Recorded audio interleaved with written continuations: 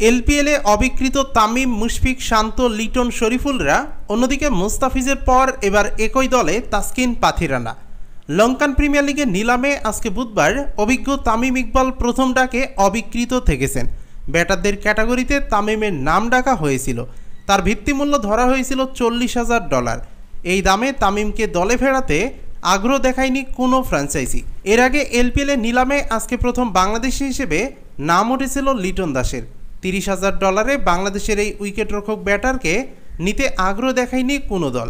$50,000 ভিত্তিমূল্যের মুশফিকুর রহিমও দল পাননি। এদিকে $40,000 ভিত্তিমূল্যে থাকা তাওহিদ হৃদয়কে কেউ নেয়নি। একই ভিত্তিমূল্যের অধিনায়ক নাজমুল শান্ত অবিকৃত থেকেছেন। দল পাননি গত মৌসুমে এলপিএল খেলা শরীফুল ইসলামও, তবে দল পেয়েছেন তাসকিন আহমেদ। বাংলাদেশি টাকায় প্রায় 58 লাখ টাকায় তাসকিনকে দলে ভিড়িয়েছে কলম্বো স্ট্রাইকার্স।